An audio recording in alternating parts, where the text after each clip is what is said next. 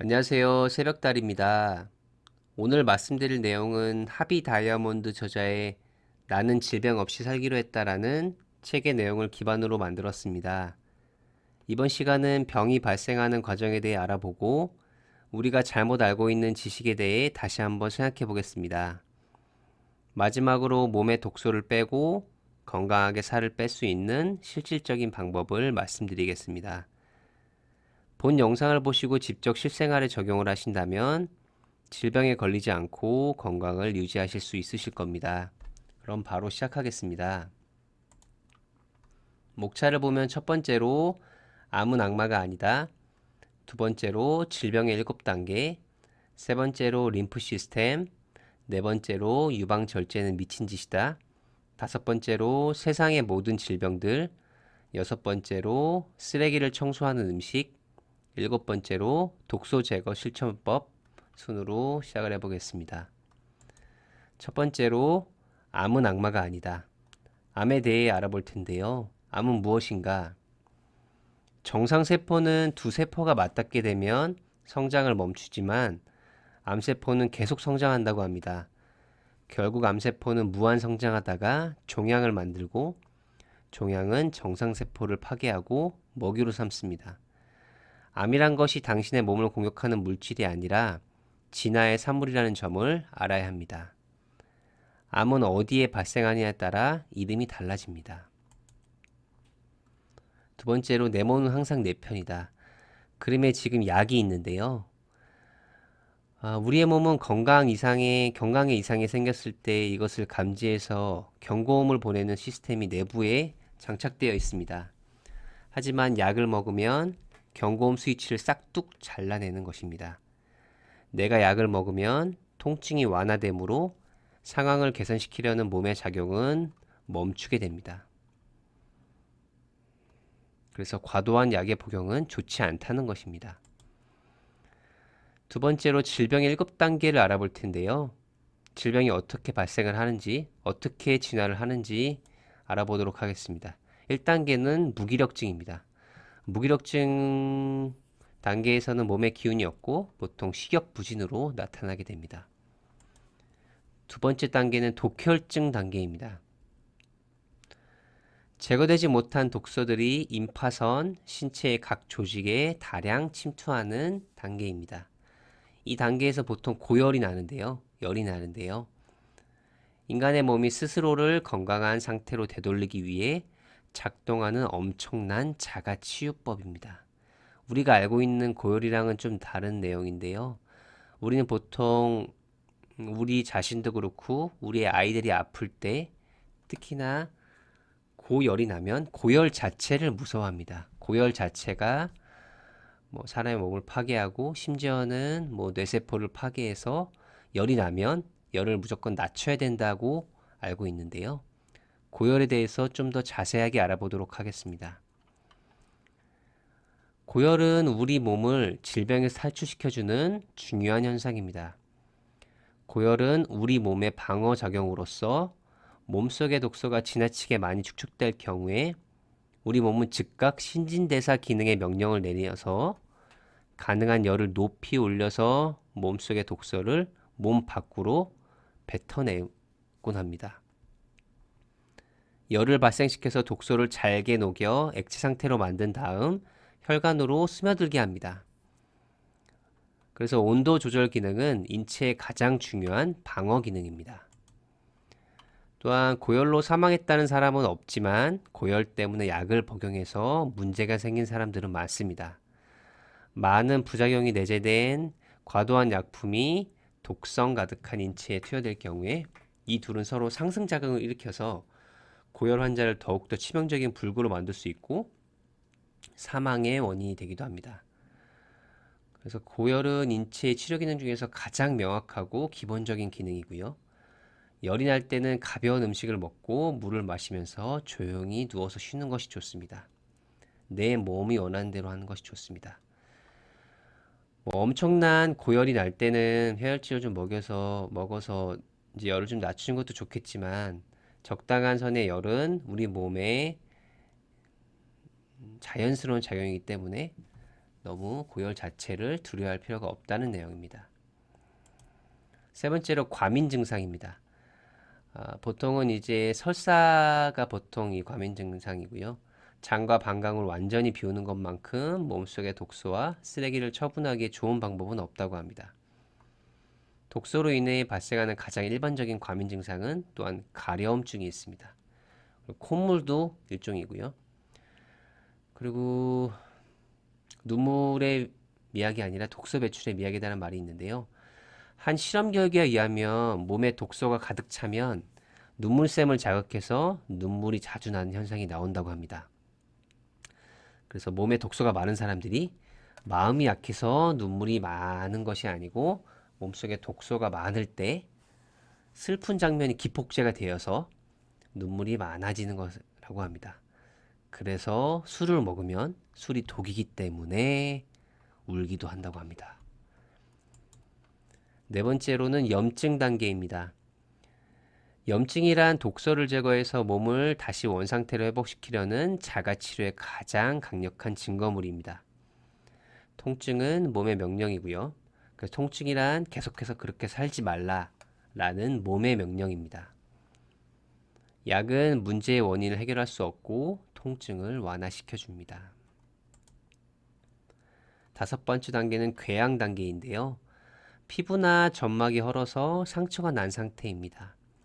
세포와 조직의 상당한 부분이 아주 오랫동안 독소의 공격을 받아 파괴된 상태입니다.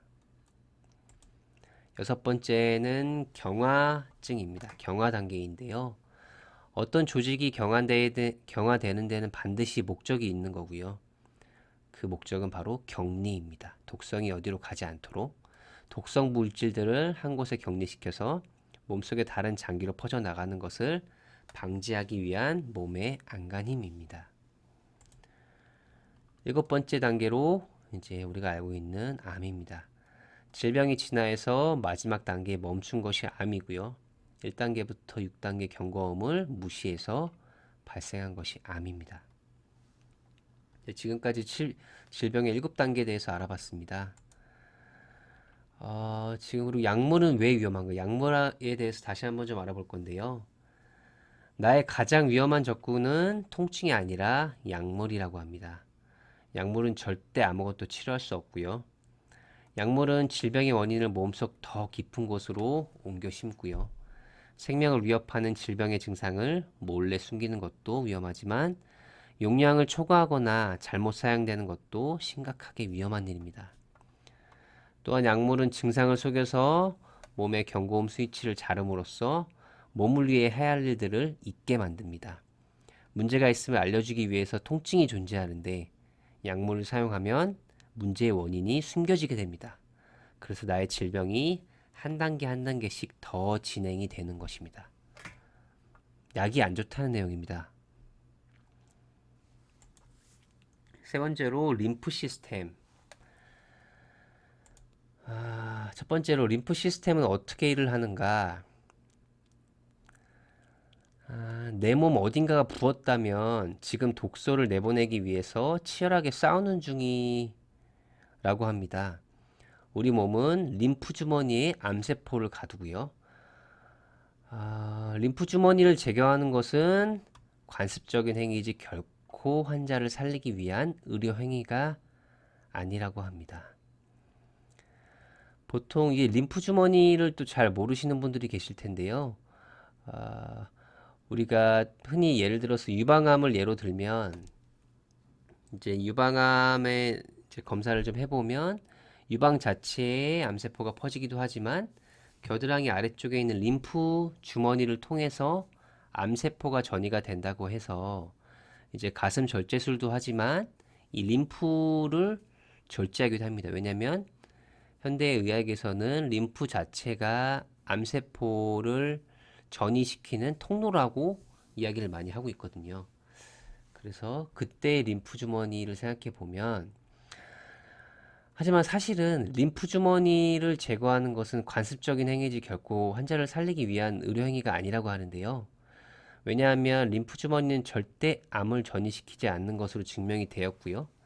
따라서 아무리 확산 속도가 빠른 암일지라도 림프 주머니를 제거한다고 해서 암이 낫는 것은 아닙니다.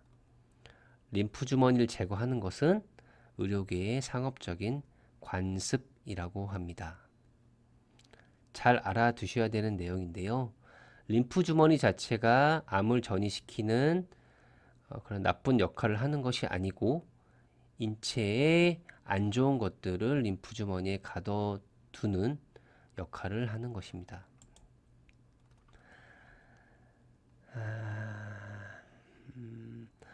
방사선과 화학요법은 독이라고 합니다. 이 둘은 암세포도 죽이지만 건강한 세포도 죽인다고 합니다. 또한 이 둘은 발암 물질이고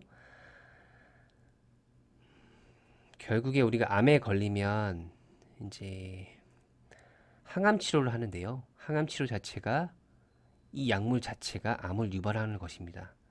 그래서 항암제를 취급하는 사람들 의사나 간호사에게 암이 발생할 확률이 더 높고요. 그리고 케네디 여사는 약물로 죽었다고 하는데요.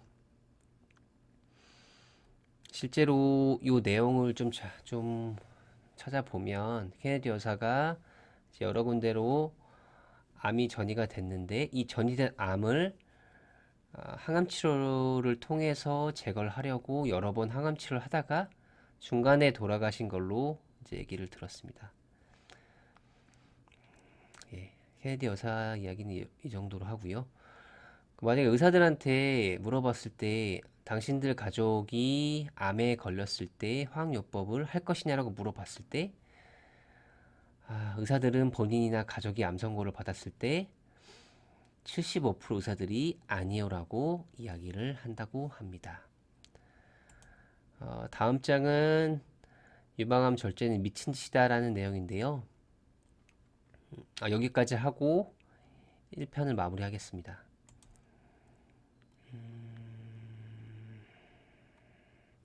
몸을 청소하고 있는 림프 시스템의 활동을 무시하고 더럽힌 마지막 결과가 암이라고 합니다. 근데 제목 자체가 유방암 절제는 미친 짓이라고 나오는데요. 왜 그러냐면 유방 자체에는 아까 말씀드렸다시피 림프 시스템이 엄청나게 많이 있습니다. 사람 몸에 안 좋은 암세포를 가둬서 제거하는 림프 주머니가 엄청 많은데 우리가 보통 유방암에 걸리면 유방 절제를 하는데 사실 이것은 굉장히 치료를 위해서 좋지 않은 거고요. 유방을 절제하는 것 자체가 예전에 우주의 중심이 지구이고 혹 또는 열이 있는 환자에겐 절대 물을 주지 말고 편도선을 자르고 신성한 음식은 회로움으로 반드시 요일해서 먹어야 한다는 것과 같은 개념입니다. 굉장히 관습적인 치료고요. 암은 의사도 원인을 모른다고 합니다. 가족력과 예를 들어 유전과 유방암 진단은 겨우 5%밖에 안 된다고 하고요. 가족력과 유방암의 관계가 5%밖에 안 된다고 하고요. 의사도 사실 치료법을 모른다고 합니다. 보통 암이 발병을 하면 5년 동안 추이를 지켜보고 5년 동안 문제가 없으면 완치 판정을 받는데요. 그래서 유방암의 5년 동안 생존율을 살펴보면 굉장히 높습니다. 특히나 암 2기, 유방암 2기 같은 경우는 95% 이상 되는데요. 사실은 5년까지 생존율은 크게 의미가 없고 20년까지 길게 보면 암 발병한 여성들의 88%가 사망한다고 합니다. 그 이유는 아까 말씀드렸다시피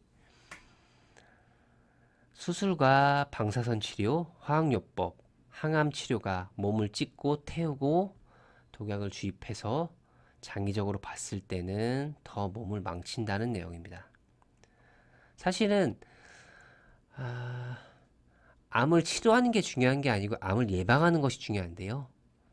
사실은 의사는 암의 예방법을 모릅니다. 다음은 세상의 모든 질병들이라는 내용인데요. 이거는 2편에서 다시 말씀드리도록 하겠습니다. 지금까지 들어주셔서 정말 감사합니다.